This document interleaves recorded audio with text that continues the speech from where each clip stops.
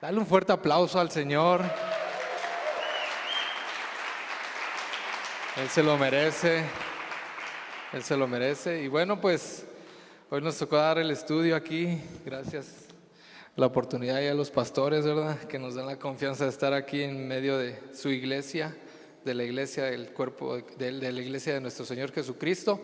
Y pues vamos a continuar aquí con el estudio que estamos llevando, el estudio de Gálatas, pero me gustaría orar. Vamos a orar para que el Espíritu Santo hable a nuestras vidas, que el Espíritu Santo tome el control de esto que vamos a hablar el día de hoy, que es Gálatas 3. Y bueno, pues vamos a poner este tiempo en manos del Señor. Padre, te damos gracias por todo lo que tú estás haciendo, Señor. Gracias por tu palabra, gracias porque tú hablas a nuestras vidas, Señor. Gracias porque tú puedes hacer algo el día de hoy en nuestros corazones para buscarte más, Señor, para dejar de ser indiferentes a lo que tú quieres hablar y lo que tú quieres hacer en nuestras vidas. En el nombre de Cristo Jesús. Amén, amén, amén. Y bueno, pues vamos a empezar ahí en el capítulo 3. El capítulo 3 y el 4, la verdad que son como los capítulos más fuertes. Ahí que el apóstol Pablo suelta unas palabras a la iglesia de Galacia, a los Gálatas. Entonces, bueno, es un poquito ahí complicado hablar esto, pero vamos a creer que el Espíritu Santo es el que está haciendo la obra. Y bueno, lo que pasa es que son difíciles porque aquí el apóstol Pablo está tratando de demostrar que la salvación es solamente por gracia. Es solamente por gracia, no es por obras. La misma palabra aquí nos dice que no es por obras para que nadie se jacte, para que nadie se gloríe, sino que únicamente es a través de la gracia, a través de la fe, es a través del creer, de lo que nosotros creemos. Yo me imagino aquí a los Gálatas haciendo así algunas preguntas, porque ellos reciben la palabra, ellos saben que Jesús ya dio su vida por ellos, mas sin embargo vienen algunas otras enseñanzas a su vida, y me los imagino ahí con algunas cuestiones, algunos pensamientos. No sé si en tu vida ahí cuando recién estás empezando con el Señor se te vienen pensamientos o se te vienen preguntas, y me imagino también aquí a los Gálatas haciendo estas preguntas de cómo nos ha hecho justos Dios, o a través de Jesús cómo es que hemos sido justificados delante del Señor, o cuál es nuestra posición delante de Él. Si le pueden bajar tantito aquí al micro, por favor. Entonces, obviamente alguien les da aquí a los Gálatas una mala enseñanza, y ellos contestaron pues estas preguntas de una manera equivocada, y ellos decían, o sea, yo me imagino a los Gálatas diciendo: estamos justificados ante Dios por lo que Jesús hizo, además de lo que nosotros podemos llegar a hacer bajo la ley de Moisés. Y no era así. Por eso el apóstol Pablo viene con ellos, les reprende, les da unas fuertes palabras, y vamos a ver aquí unos 6 argumentos para demostrar que la salvación solamente es a través de la fe. Yo sé que este es algo que tú ya has escuchado, pero es necesario que también constantemente estemos recibiendo, que estemos recordando que la salvación únicamente va a ser a través de la fe. Y entonces se vienen 6 argumentos. Yo nada más voy a mencionar 2. Los siguientes miércoles se van a mencionar los siguientes. Uno de ellos es el argumento personal. El argumento personal aquí hace preguntas que tiene que ver con una experiencia personal y sincera de lo que él había estado viviendo, y este es uno de los argumentos. El segundo argumento es un argumento escritural, y aquí el apóstol Pablo usa 6 argumentos del Antiguo Testamento para comprobar que la salvación únicamente es a través de la fe. Otro de los argumentos que se van a ver más adelante es el argumento lógico. Aquí está razonando en lo que es un pacto y cómo funciona un pacto. Otro de los argumentos es el argumento histórico, explica el lugar de la ley en la historia de Israel, y en este punto es cuando aflora su amor por aquellos a quienes alcanzó. Este es uno de los argumentos que él también usa. Uno más es el argumento sentimental.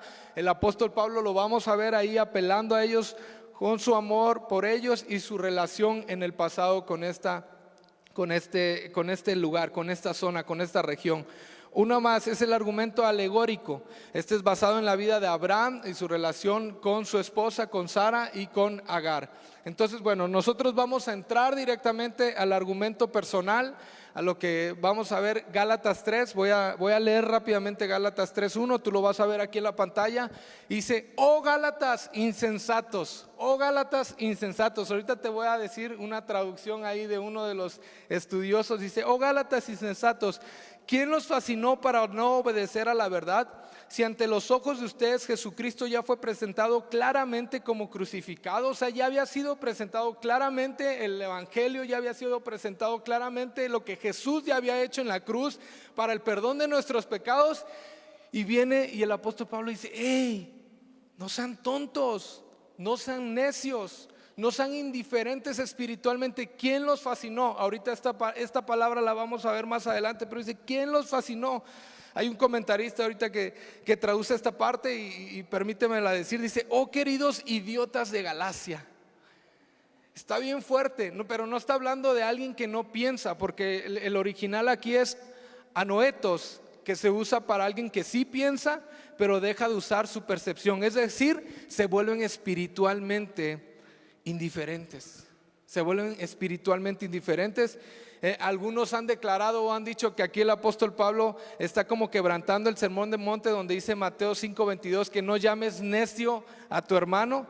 Pero la verdad es que no, la misma palabra esta la usa Jesús en Lucas 24:25, cuando cuando van estos hombres camino a Emaús y Jesús se les aparece. Ahí estos hombres, Jesús les dice: ay insensatos, cómo es lento su corazón para creer todo lo que la profecía han dicho. Entonces, todo esto hoy inicia el apóstol Pablo diciéndole: hey, no sean tontos. ¿Por qué son necios? ¿Por qué se hacen indiferentes espiritualmente? ¿Por qué se han hecho espiritualmente indiferentes con todas las cosas que hemos escuchado, con todas las cosas que se han hablado, con todo lo que Jesús ya hizo en la cruz? ¿Por qué te has hecho indiferente? Y yo creo que esta palabra inclusive es para uno mismo el día de hoy. Muchas veces nos hemos hecho indiferentes con las cosas que el Señor ya ha hablado a nuestras vidas, de nuestro futuro, de nuestro presente, y decimos: no, por ahí no va la cosa. Y no es así. Necesitamos que esa indiferencia sea extirpada, sea arrancada de nuestra vida, para poder ser personas que caminamos en una constante comunión con el Señor. Eso es a lo cual el apóstol Pablo está hablando aquí. Hey, manténganse en una constante comunión, en una constante coinonía. No sean indiferentes. Yo creo que muchas veces hemos sido indiferentes en las cosas que se dan dentro de la iglesia, en nuestra relación con el Señor, cuando no lo dejamos, cuando no lo buscamos, cuando nos apartamos, cuando no queremos ir más allá. En 1 Juan 1:6 dice: si decimos que tenemos comunión con Él y vivimos en tinieblas, estamos mintiendo y no practicamos la verdad. Entonces tenemos que saber y conocer que dependemos totalmente de una comunión con el Padre, una comunión bien arraigada con el Señor, una comunión que se da cuando tú estás en tu casa y lees la Biblia y abras la palabra y ¡pum!, la revelación de Cristo es incrustada en tu corazón y dices: wow, todo eso hiciste por amor.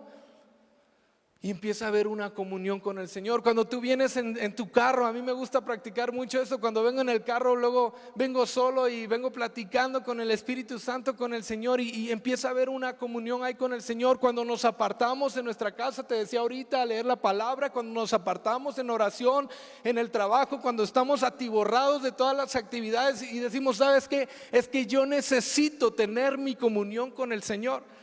No ser indiferentes espiritualmente, sino mantenernos. Por eso Pablo les habla de esta manera: que hey, no sean tontos, no sean insensatos, no sean necios. Ustedes ya conocen la verdad, mas sin embargo se han hecho indiferentes en todo lo que yo les he hablado, en todo lo que yo les he platicado, en todo lo que yo les he dicho. Continuamos ahí, versículo 2 y 4 dice: solo esto quiero que me digan. El apóstol Pablo le dice: a ver, solo esto quiero que me digan. ¿Recibieron el Espíritu por las obras de la ley o por el oír con fe? ¿Tan necios son? ¿Comenzaron por el Espíritu y ahora van a acabar por la carne? ¿Tantas cosas ha padecido en vano? O sea, les está hablando a personas que padecieron. De hecho, Pablo con todas las credenciales ahí en su espalda, en su vida, todas las cicatrices que él tiene, él les puede decir: hey, todo esto no lo hemos hecho en vano, todo este padecimiento que hemos mantenido no ha sido en vano, porque ahora sabemos y conocemos lo que Cristo ha hecho en la cruz, y ahora Él nos perdona de todos nuestros pecados y vamos a tener una vida eterna juntamente con Él. ¿Tantas cosas han padecido en vano? Si es que realmente fue en vano. Entonces yo quiero dejar algo claro aquí en esto que está, dice: ¿recibieron al Espíritu por las obras de la ley o por el oír con la fe? Tenemos que dejar algo claro que menciona aquí el apóstol Pablo. El Espíritu Santo, yo quiero que tú sepas, el Espíritu Santo no es un premio obtenido a través de las obras de la ley. El Espíritu, por eso hace esta pregunta: hey, o sea, ¿ustedes piensan que el Espíritu Santo es un premio que ustedes están obteniendo porque se han portado bien, por su cara bonita? No, es un regalo de parte del Señor que se nos otorga a todos los que hemos creído en nuestro Señor Jesucristo, porque es el Espíritu Santo el que ha traído la convicción de pecado, de justicia y de juicio a nuestras vidas para que nosotros podamos caminar en Él. Mas sin embargo, esa es una experiencia, y la otra es seguir caminando en una llenura constante del Espíritu Santo. Entonces, por eso aquí el apóstol Pablo les habla de esta manera. Y bueno, la persona del Espíritu Santo aquí en esta carta es mencionada 18 veces. Obviamente el papel del Espíritu Santo es trascendental en la salvación y en el caminar del creyente. Por eso te decía, una cosa es cuando tú eres salvado por la fe y Jesús y el Espíritu Santo viene y trae esa convicción a tu vida, pero también hay un caminar en el Espíritu tuyo y mío cuando hemos sido amputados o sellados al cuerpo de Cristo. Romanos 8:9 dice: pero ustedes no viven según las intenciones de la carne. Nos está hablando a nosotros. Nosotros no vivimos según las intenciones de la carne, sino según el Espíritu. Si es que el Espíritu de Dios habita en ustedes. Y si alguno no tiene el Espíritu de Cristo, no es de Él. Entonces la obra del Espíritu Santo, como te decía ahorita, es de suma importancia en nuestras vidas. Sin el Espíritu Santo, déjame decirte, sin el Espíritu Santo tú y yo no podemos caminar en este mundo tan lleno de pecado. Necesitamos depender todos los días de nuestra vida de nuestro amado Espíritu Santo. Todos los días caminar con el Espíritu Santo. Sabes, te voy a abrir mi corazón. Yo me doy cuenta que he dejado de tener comunión con el Espíritu Santo cuando empieza a brotar mi carne. Cuando voy en el carro manejando y ¡pum!, se me meten y ay, Señor. Cuando me dice algo mi esposa y ¡pum! Yo sé que necesito y dependo totalmente ser controlado por el Espíritu Santo, pero ese control se va a dar cuando hay una comunión, cuando tenemos comunión con el Espíritu Santo. Y por eso Pablo hace esta referencia, por eso Pablo les habla de esta manera. Y ahorita te voy a hablar de lo que hace el Espíritu Santo en nuestras vidas. ¿Qué hace el Espíritu Santo en nuestras vidas? Ya te lo había dicho ahorita, trae convicción de pecado. El Espíritu Santo es el único que puede traer la convicción de pecado, de justicia y de juicio a nuestras vidas. Si tú has creído en Jesús, si tú eres cristiano, si tú dices: bueno, yo soy un discípulo de Cristo, es porque el Espíritu Santo ha hecho su obra en tu vida. No ha sido porque tú has querido venir a este lugar. Es más, tú llegaste a este lugar por primera vez no porque tú quisiste llegar, sino porque el Espíritu Santo te trajo con lazos de amor a este lugar. Tú no llegaste a este lugar por la invitación de alguien. Para aquellos que vienen luego por primera vez y es que me invitó, es que vino porque mi mamá me dijo. No, es el Espíritu Santo el que te atrajo a este lugar para que escuches su palabra, y al momento de que tú escuchas la palabra, el Espíritu Santo viene y trae esa convicción de pecado, de justicia y de juicio, y la necesidad de un Salvador en tu vida.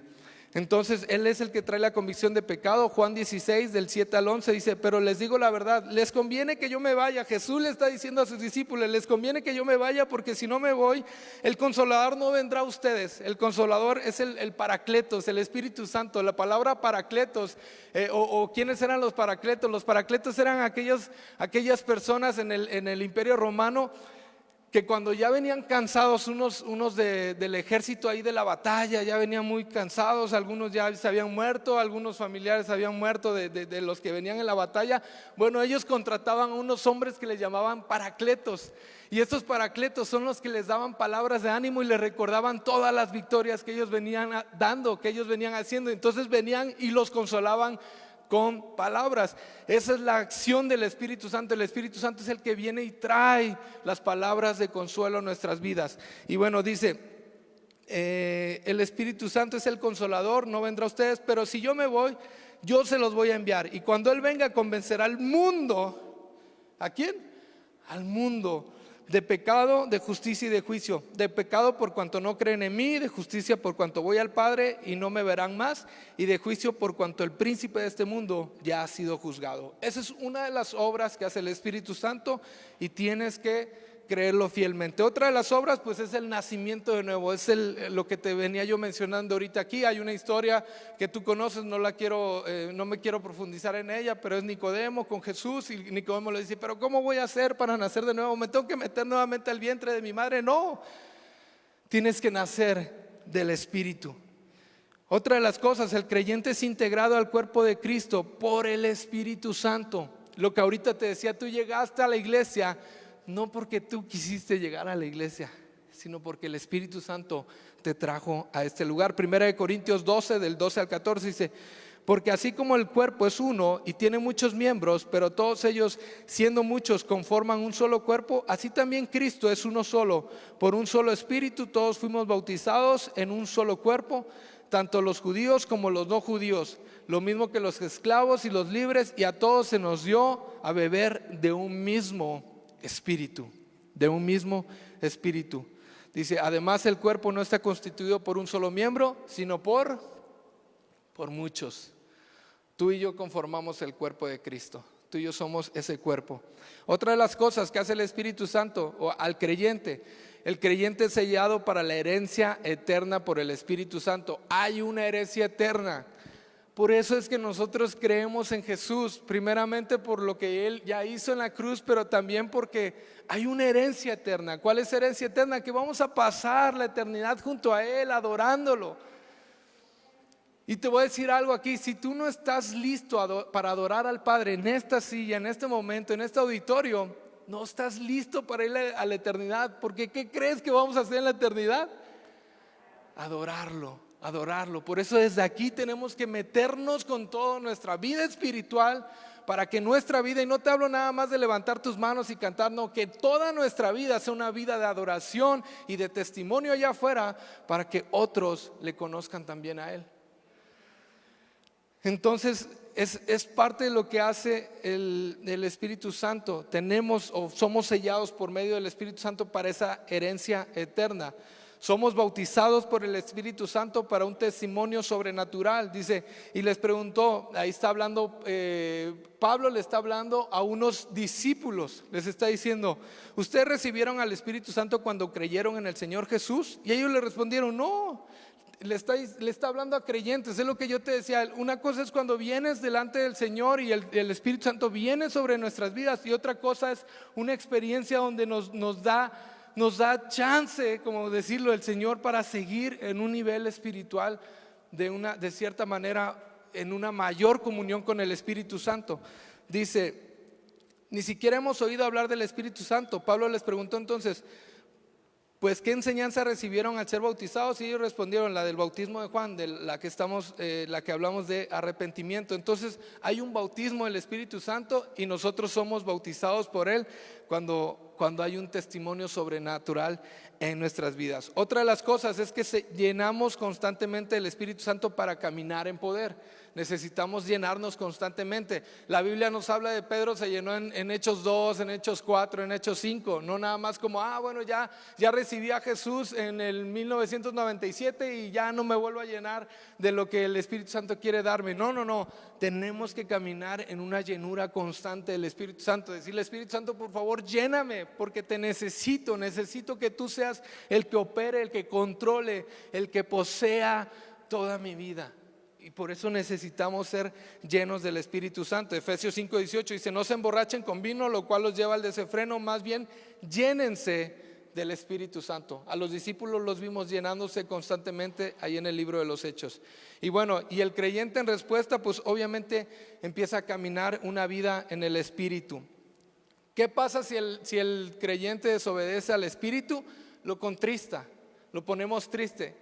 Quiero recordarte algo, el Espíritu Santo es una persona, es la persona del Espíritu Santo. Entonces lo podemos llegar a contristar o a entristecer. Efesios 4:30 dice: no entristezcan al Espíritu Santo de Dios, con el cual ustedes fueron sellados para el día de la redención. Desechen todo lo que sea amargura, enojo, ira, gritería, calumnias y todo tipo de maldad. En vez de eso, sean bondadosos, misericordiosos y perdónense unos a otros, así como también Dios los perdonó a ustedes. Y entonces, lo podemos llegar a contristar cuando no estamos como obedeciendo a lo que Él ha hablado en nuestras vidas, a lo que Él quiere hacer en nuestras vidas.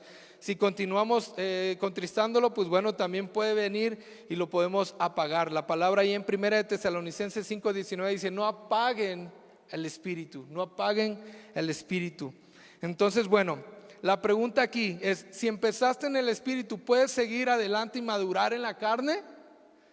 Diría el apóstol Pablo: de ninguna manera. No podemos, porque hemos recibido al Espíritu Santo y el Espíritu Santo es el que nos va guiando. ¿Podemos pecar o vamos a pecar? Claro, todos somos pecadores, todos traemos una naturaleza pecaminosa. El pecado viene en nuestra concupiscencia, en nuestra vida, en nuestra sangre. Más sin embargo, no podemos regresar. Cuando nos hemos topado con esto, cuando hemos sido sellados, cuando hemos sido bautizados, cuando conocemos todo esto que te acabo yo de mencionar, no podemos regresar a nuestra vieja naturaleza. De ninguna manera. No puede empezar a madurar más nuestra carne y seguir adelante en nuestra carne que en las cosas espirituales. Tenemos que ser hombres y mujeres espirituales que buscamos al Señor en tiempo y a destiempo. Versículo 5. Aquí en este versículo el apóstol Pablo le pide que examinen el origen de la obra del Espíritu Santo. Versículo 5 dice: aquel que les suministra el Espíritu y hace maravillas entre ustedes, ¿lo hace por las obras de la ley o por el oír con fe? ¿Quién suministra el Espíritu Santo o quién da el Espíritu Santo? Dios mismo, Dios mismo. Y es a través de este regalo que yo te decía hace rato, donde vamos viendo cómo esos, ahorita lo que mencionaban, esos milagros son tangibles en la vida de la iglesia, son visibles, pero por la fe. Y aquí los Gálatas habían sido engañados a pensar que la verdadera riqueza espiritual se encontraba en la búsqueda de Dios a través de una relación por obras. Por eso es que Pablo les dice: no, es que no es por obras, no es de esta manera. Ellos querían como añadirle: bueno, ya creímos, ya tenemos fe, pero tenemos que caminar de esta manera. Y obviamente lo hemos estado viendo en los estudios anteriores. Entonces empezamos a caer en este espíritu de religiosidad en nuestras vidas, en nuestro diario vivir.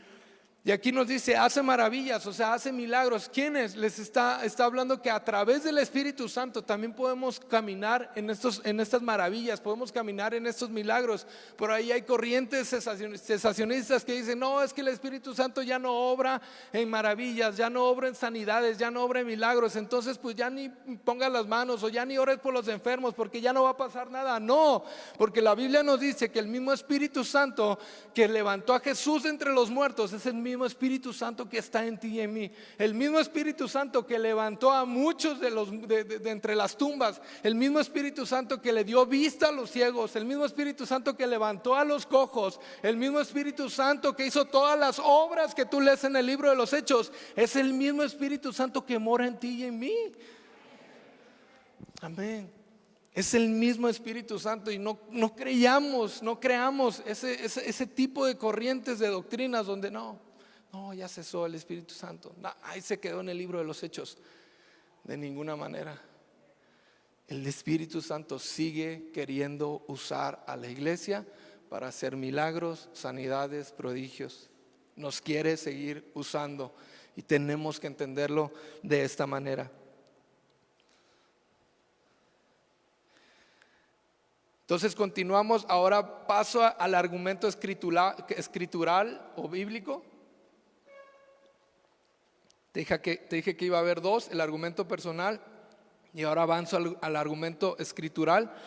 Y Pablo estaba haciendo 6 preguntas anteriormente, las estamos leyendo, y ahora les va a dar como 6 escrituras o 6 argumentos del Antiguo Testamento para probar que el mismo Antiguo Testamento habla que somos salvados por la fe. Que somos salvados por la fe. Los judíos conservadores querían regresar a la gente a la ley, querían decir, bueno, vénganse, no, tenemos que hacer esto, tenemos que irnos por estas instrucciones, tenemos que seguir cumpliendo la ley de Moisés, porque si no, entonces no estamos haciendo nada. Y no era así, de ninguna manera, no era así.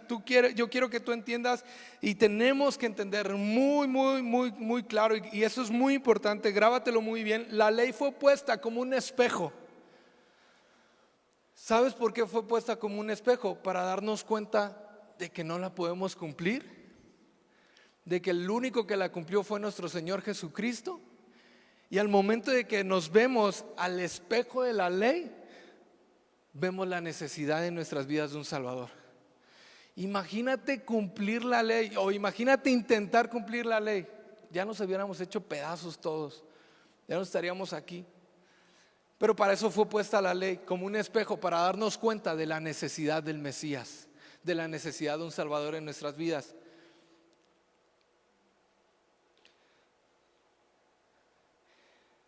Y puesto que obviamente estos Gálatas veían a Abraham como el patriarca, pues Pablo les demuestra que también Abraham fue salvado por la fe. Por la fe. Versículos 6, 7 dice: así Abraham creyó a Dios y le fue contado por justicia. Versículo 7: sepan por lo tanto que los que son de la fe son hijos de Abraham. Entonces la justicia de Dios se puso a favor de Abraham. ¿Por qué? Porque creyó. No por lo que llegó a hacer, no por el acto que llegó a hacer, no por las cosas que pudo llegar a hacer, sino porque le creyó a Dios. Por eso le fue contada por justicia. Y es un versículo que desde Génesis 15:6 dice: y Abraham creyó al Señor y esto le fue contado por justicia. Entonces Abraham cree, le es contado por justicia. Entonces es puesto a su favor todo lo que había hablado, todo lo que había dicho Dios para él, le fue puesto cuando él creyó. Y este pasaje muestra que Abraham puso su confianza en Dios, específicamente en la promesa que Dios le dio a su pueblo, que podría eventualmente traer al Mesías. Abraham no fue justificado simplemente porque creía en Dios e iba a multiplicar su descendencia. No fue así, sino que también, o más bien, porque abrazó la gracia de Dios, confiando y sabiendo que vendría el mediador de por medio, que vendría nuestro mediador prometido. Cuando el creyente le cree a Dios, se le pone justicia a su favor. Nosotros no podíamos solos. Ahorita te lo decía, somos pecadores por naturaleza. La palabra nos dice: por cuanto todos pecamos, todos estábamos destituidos, todos estábamos separados de la gloria de Dios.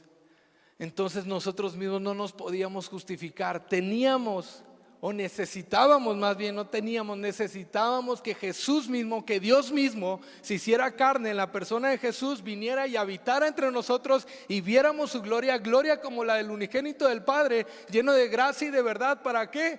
Para que al momento de que nosotros creemos, nos arrepentimos de nuestros pecados, venga salvación a nuestras vidas, venga justicia a nuestras vidas, porque nosotros no podíamos. No, es que yo no soy tan malo. Somos malos y necesitamos a Jesús en nuestras vidas. Cuando el creyente le cree a Dios, se le pone justicia a su favor. Juan Bautista lo advirtió, que herencia genética no garantiza herencia espiritual. Herencia genética no garantiza herencia espiritual. Cuando estaba estudiando este pasaje y me topé con esta parte, me acordé mucho de una carta que me hizo mi papá cuando él ya estaba en el Señor. Me dijo: yo te puedo instruir de esta manera, yo te puedo decir de esta manera, yo puedo tratar de guiarte, no puedo escoger a tus amistades, no puedo hacer esto, pero sí te voy a decir algo: tienes que toparte con el Señor, porque el que yo sea tu papá y crea en Cristo no te va a traer a vida eterna. Y cuando yo leí esa carta, pues obviamente ya fue hace algunos años, pues como que empecé a entender, chis, pues digo, ya mis papás ya están ahí, ya estaban caminando en el Señor, ya eran líderes de matrimonios y luego pastores, y bueno, pues ahí me pesco, ¿no? De ninguna manera, todos los adolescentes, los jóvenes, de ninguna manera. Necesitamos creer, necesitamos que Jesús venga a nuestras vidas, necesitamos recibir al amado de las naciones en nuestras vidas para poder venir a salvación. No es por ninguna herencia genética.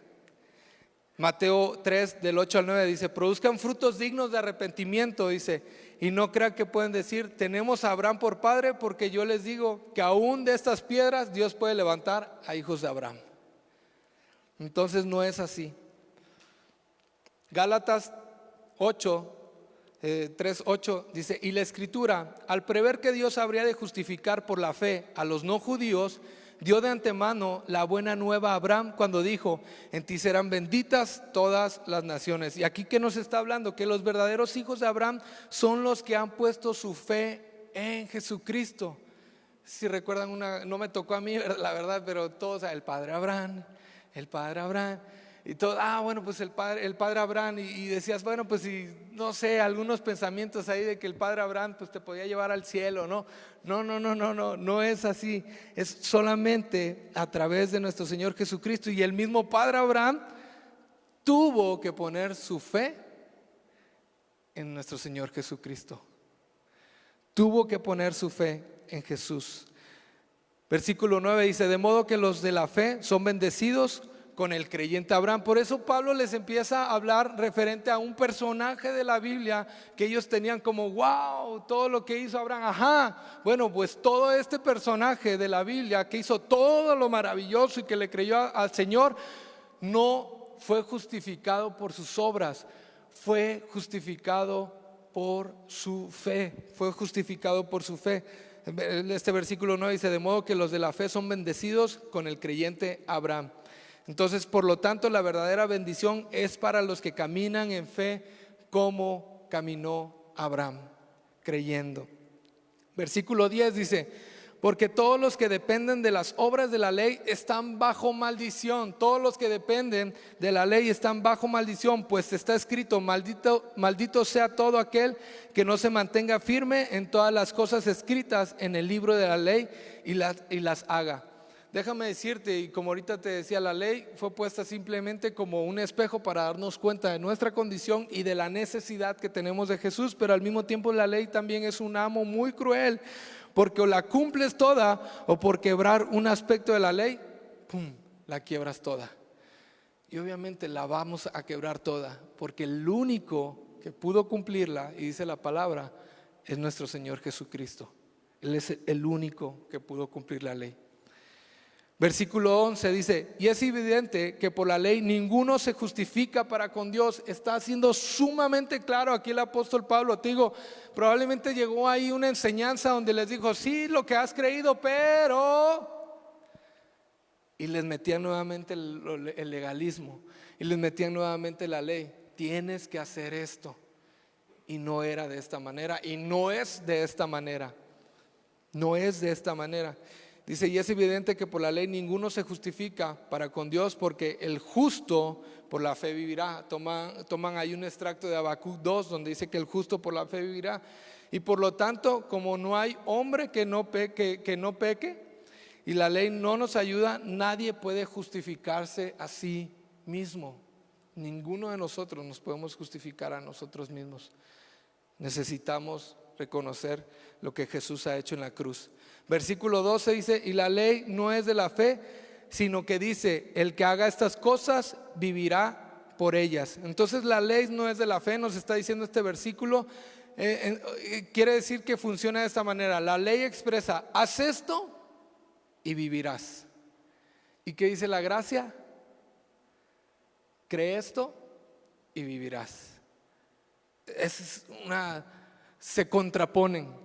La ley nos está expresando: bueno, es que tienes que hacer esto y vas a vivir. Tienes que cumplir con estas cosas y vas a vivir. Tienes que leer 10 capítulos al día, si no, pues te vas a ir al infierno. nos está hablando de la gracia, nos está hablando de la fe, nos está hablando del creer. Y no te digo que no leas 10 capítulos, aviéntate unos 20, 30, 40, todo un libro. Pero no es por obras, no es por lo que nosotros podamos llegar a hacer, no es por lo que no hemos dejado de hacer, porque muchas veces pensamos o caemos en no, es que yo ya la regué porque yo ya no hice esto para el Señor. Muchas veces vienen otros pensamientos de que no, pues es que yo no he sido tan bueno esta última semana, este último mes, y entonces pues bueno, yo creo que si me muero ahorita pues me voy a ir al infierno. No, es por la gracia, es cuando tú creíste. Entonces cuando creíste en el sacrificio de Jesús, viene hacia ti, se te implanta esta justicia cuando tú has creído. Obviamente esto no te exhibe de decir, bueno, pues entonces quiero hacer lo que quiera o puedo hacer lo que quiera y la gracia es esta licencia para pecar. No es así tampoco. Porque algunos lo toman, bueno, pues entonces pues me voy a tomar de este lado porque este lado me conviene más y pues se habla de la gracia y pues me tomo de este lado y sigo haciendo mis cosas y sigo pecando y sigo transgrediendo. No es así tampoco. Porque cuando te topas con el verdadero amor, cuando te topas con la cruz, cuando verdaderamente te has topado con el Señor, tu vida va a ser diferente. El fin de semana nos decía nuestro pastor, el Señor nos ama tal y como somos, pero nos ama tanto que no quiere dejarnos tal y como somos. Él nos quiere seguir transformando, pero ha sido a través de la fe. Si alguien me puede ayudar, por favor. Por eso a la carne le es más fácil tratar de cumplir con unas instrucciones que creer en las instrucciones. Nuestra carne le es más fácil. Bueno, a mí dame el 1, 2 y 3. A mí dame el ABC y mira, me voy a ir por ahí directito. Pero no es así. Tenemos que creer en esas instrucciones. Nuestro corazón es rebelde, iglesia. Nuestro corazón es rebelde. Por eso para creer tenemos que ser personas humildes también. Personas que se humillan delante del Señor. Porque nuestro corazón está muchas veces envanecido, muchas veces traemos tantas cosas en nuestro corazón que no permitimos que el Señor venga y obre en nuestras vidas. Y por eso se nos es más fácil, seguir como unas instrucciones, hacer esto, no hacer esto, tengo que. Mira, cuando tú y yo empezamos a decir, no, es que tengo que ir a la iglesia, ¡pum! Estamos perdidos, es que tengo que ir a servir. ¡Pum! Estás en la lona, hermano. Es que tengo que cumplir con esto. No, lo haces y lo expresas por amor. Y créeme que el Señor me está hablando a mí primeramente. No es fácil como, todo así, toda la iglesia y todo bien padre. Y obviamente llega un punto donde hay un cansancio, pero tenemos que soltar ese cansancio espiritual y seguir buscando al Señor con todo nuestro corazón, alma, cuerpo, espíritu, mente, todo. Que todo lo que somos alabe al Señor. Porque fuimos creados para la alabanza de la gloria de su gracia. Fuimos creados para la alabanza de la gloria de su gracia. Entonces es ahí cuando podemos entender todo esto que te estoy diciendo. No se trata de tener que hacer las cosas. Se trata de que has amado a nuestro Señor. Se trata de que has amado lo que Él ya hizo en la cruz. Y en respuesta a todo esto, tú sirves, tú vienes a la iglesia. Es que tengo que dar mis diezmos, mis ofrendas. Ya es como algo del corazón que dices, es que todo es tuyo. Es que tengo que compartir la palabra. Es que la Biblia me dice que la gran comisión pues que tiene que ser cumplida, y si no hablo la palabra pues no estoy cumpliendo la gran comisión. No, hablamos la gran comisión porque damos de gracia lo que por gracia hemos recibido. Que ha recibido por gracia esa salvación. Y entonces cuando tú recibes esa salvación, lo que vas a querer hacer es hablar el evangelio, es cumplir con esa gran comisión. es creer lo que el Señor hizo en tu vida. Muchos de nosotros estaríamos desbaratados en nuestra vida. Quizá muchos de nosotros ya ni siquiera estaríamos muertos eternamente. Pero su gracia nos levantó. Y entonces en respuesta a todo eso, ¡pum!, le damos por ahí. Le damos creyendo en fe lo que Jesús hizo. Y termino nada más ahí en versículo 13. Dice: Cristo nos redimió de la maldición de la ley. Bendito Cristo. Nos redimió, o sea, nos compró. Redimió, la palabra redimió es comprar a un esclavo. ¿Sabes para qué? Para ponerlo a chambear más. No, es comprar a un esclavo para llevarlo a libertad. Y eso fue lo que hizo Jesús en la cruz del Calvario. Ese Cristo que no se quedó crucificado en esa cruz como toda la vida lo vi. Él no se quedó crucificado, Él resucitó al tercer día, está sentado a la diestra del Padre y ya dio su vida por amor, por ti y por mí. Cuando nosotros nos arrepentimos de todos nuestros pecados, dale un aplauso al Señor, de todos nuestros pecados, entonces venimos a salvación. Venimos a salvación. Dice: Cristo nos redimió de la maldición de la ley y por nosotros se hizo maldición. Él se hizo pecado al momento de que se le vino todo el peso ahí de la muerte, del pecado, que Él decidió hacerlo. Nadie le quitó la vida. Es otra de las cosas que tienes que entender. A Cristo nadie le quitó la vida. Él se puso solo. Yo me imagino siempre en esa escena, siempre me imagino así al ángel, a los arcángeles, a los ángeles, así como da la orden y bajamos y desbaratamos el mundo entero y te rescatamos y te vienes para acá con nosotros, amado Cristo. Y estaban como esperando nada más una señal de Cristo. ¿Y sabes cuál fue la señal de Cristo? ¡Pum! Poner sus brazos, poner sus piernas y entregarse. Él solo. Nadie le quitó la vida. Ya me imagino ya los ángeles, pues ya. Obviamente ya saben que esto es como una imaginación nada más. Los judíos no crucificaban a los criminales, ellos los apedreaban. Ellos apedreaban a los criminales. ¿Sabes a quiénes colgaban en árboles? A quienes habían quebrantado la ley. Cristo nunca quebrantó la ley, pero era ese espíritu religioso que los llevó a hacerlo de esta manera, como una humillación. Lo hicieron. Pero lo que te decía ahorita, Cristo no se quedó en una cruz. ¿Entendemos esto? Si tú entiendes esto y baja de tu pensamiento a tu corazón, tu vida es transformada, tu vida es cambiada. Ahora vas a hacer las cosas por todo esto que ya has entendido. Versículo 14 dice: para que en Cristo Jesús la bendición de Abraham alcanzara a los no judíos, a fin de que por la fe recibiéramos la promesa del Espíritu Santo. Entonces la bendición de Abraham nos alcanza solamente por la persona de Jesús. Todo es el resumen de lo que te estoy diciendo. Esa promesa vino por el Espíritu Santo y es por la fe en Cristo Jesús que el mismo Espíritu Santo nos da esa promesa. Y aquí es la pregunta, y regreso como al inicio: ¿por qué los Gálatas cambiaron la belleza de la gracia por la atadura de la ley?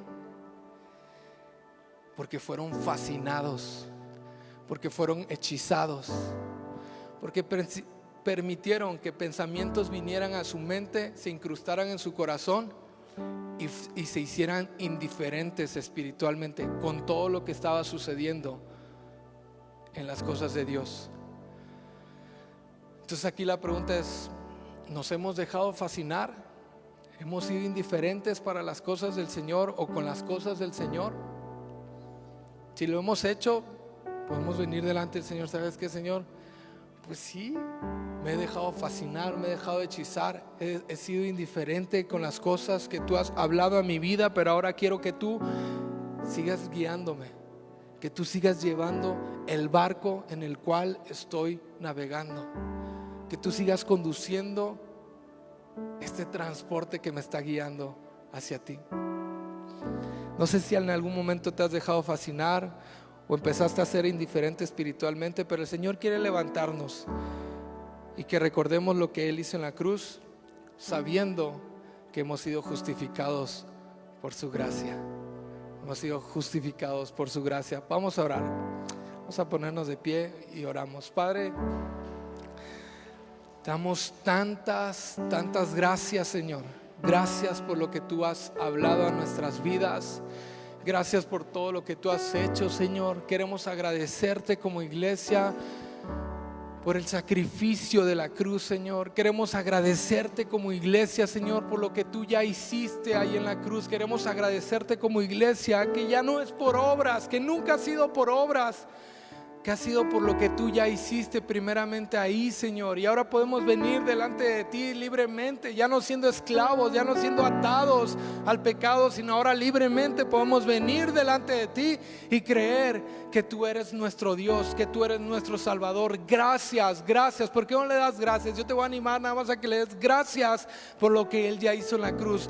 Gracias por lo que me permites hacer. Gracias por lo que me permites servir en el cuerpo de Cristo. Gracias por lo que me permites dar en el cuerpo de Cristo. Gracias, Señor, gracias. Y si hemos sido indiferentes espiritualmente, lloro en el nombre de Cristo Jesús que tú arranques toda indiferencia de nuestras vidas, Señor, para seguirte a ti con esta pasión, con este amor, Señor, con todo lo que tú has hecho en nuestras vidas.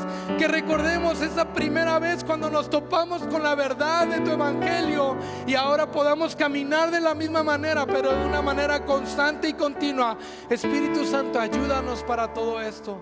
Te necesitamos a ti en nuestras vidas. Dependemos totalmente de ti, Padre, en el nombre de Cristo Jesús. Y dale un fuerte aplauso ahí al Señor. Amén, amén.